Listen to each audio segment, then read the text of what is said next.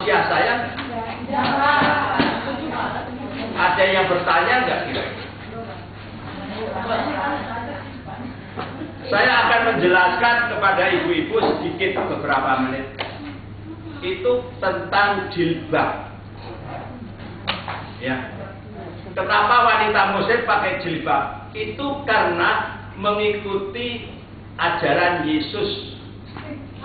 Bingung tak? Bingung. Yang menganjurkan wanita pakai jilbab itu Yesus. Percaya nggak? Begini ceritanya, ya. Pada waktu Yesus masih hidup, punya saudara sepupu namanya Yohanes Pembaptis. Suatu kali Yohanes Pembaptis tanya kepada Yesus. Yesus bersama-sama murid-muridnya. Yohanes bilang begini, "Sus, oh yes, mengapa orang yang berzina itu suka ingin mengulangi lagi?" Yesus jawab, "Itu karena pandangan." Kemudian Yesus bilang di dalam Injil Matius 5 ayat 27, seseorang yang memandang perempuan kemudian timbul nafsu birahi itu termasuk zina dalam hati. Maka kalau matanya menyesat, cungkil matanya. Kalau tangan menyesat, penggal tangannya. Yesus mau menjelaskan solusinya, tapi tidak sempat karena keburu dikejar-kejar orang yang terhentilah solusi Yesus. Maka 600 tahun diungkap lagi, ya, oleh Allah di dalam hadis, ya. Rasulullah mengatakan zina itu bisa dilakukan dengan mata, dengan memandang, dilakukan dengan tangan, dengan meraba, tapi hatilah yang memutuskan. Kemudian Allah memberi solusi bagaimana agar perempuan itu kalau dipandang tidak menimbulkan nafsu birahi. Diterangkan dalam surat An-Nur ayat 31. Katakanlah kepada wanita yang beriman, tahanlah pandangannya dan peliharalah kemaluannya, dan janganlah kamu memperlihatkan perhiasan yang biasa kamu lihat untuk dirimu sendiri, dan janganlah dan julurkanlah kerudungmu ke dada, ya, dan janganlah kamu perlihatkan kecuali kepada muhrimnya. Di sini ada dua perhiasan. Yang pertama, perhiasan yang tidak boleh diperlihatkan, tapi perhiasan itu biasa dilihat oleh dirinya sendiri. Perhiasan itu harus ditutupi kerudung, adanya di dada. Apa itu perhiasan? Pepaya. Payudara itu, payu itu laku, darah itu merpati. Jadi merpati yang sudah laku dijual. Itulah perhiasan perempuan. Jadi jilbab itu tujuan adalah sebuah solusi untuk menghindari kejahatan seksual. Jilbab yang bagaimana Pak? Yang begini atau? Kalau yang begini itu adalah surat Al-Ahzab ayat 59. Itu kaitannya dengan orang Arab yang sedang buang air besar di waktu malam. Jadi Baru ini nih tahu.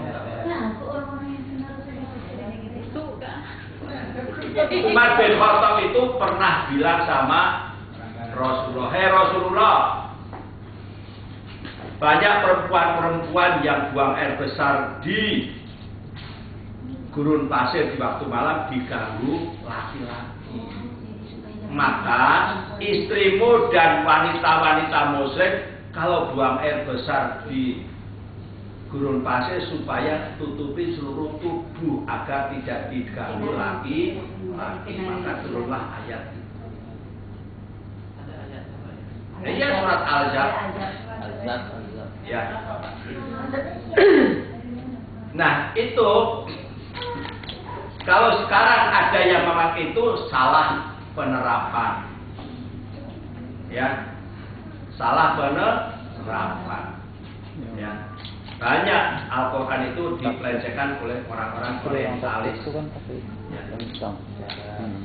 Jadi kalau ibu ditanya mengapa wanita muslim pakai jilbab, mengikuti apa?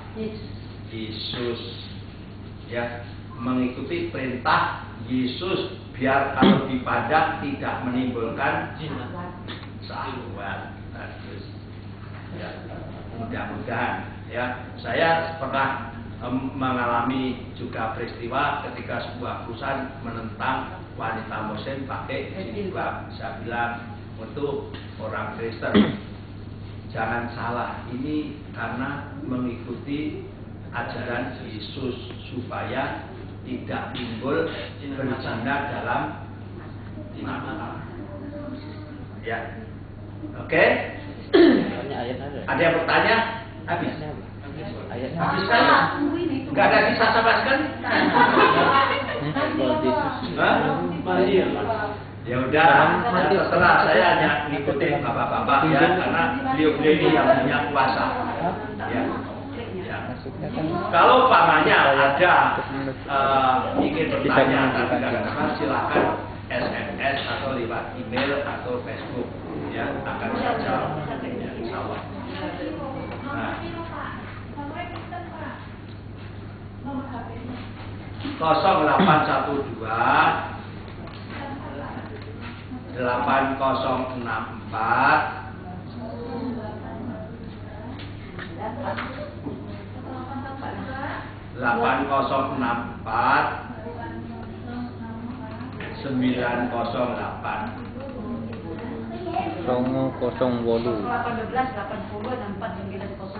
Iya. Saya ingin menyampaikan agar bapak-bapak, ibu-ibu tidak kesulitan ekonomi. Mu'alaf itu banyak kelemahan karena disisihkan dari keluarga. Ayatnya surat 53 ayat 39 sampai 41. Tulis. Manusia tidak mendapatkan kecuali yang diusahakannya. Surah 53 ayat 39 sampai 41. Bunyinya, manusia tidak mendapat kecuali yang diusahakannya, dan hasil usahanya akan diperlihatkan nanti, dan Allah akan membalas dengan sempurna. Jadi umat Islam itu harus usaha, ya. Biar tidak dipersempit rezekinya. Surah 89 ayat 15 sampai 20. Isinya, apabila manusia diberi rezeki banyak oleh Allah, manusia itu mengatakan Allah memuliakan aku. Tapi ketika dibatasi rezekinya, dikurangi, orang itu mengatakan Allah tidak adil. Allah jawab, bukan demikian. Kami kurangi rezekimu karena pertama, kamu tidak menyantuni anak yatim. Kamu tidak memberi makan orang miskin. Kamu mencampurkan harta pusaka warisan yang hak dengan yang batil, serakah. Yang keempat, mencintai harta berlebih-lebih. Nah, agar rezekinya banyak, surat Al-Hadid 57 ayat 18. Barang siapa yang bersedekah dan meminjamkan pinjaman yang baik kepada Allah, maka Allah akan mengembalikan pinjaman itu berlipat ganda. Caranya bagaimana meminjamkan pinjaman yang baik? Ya,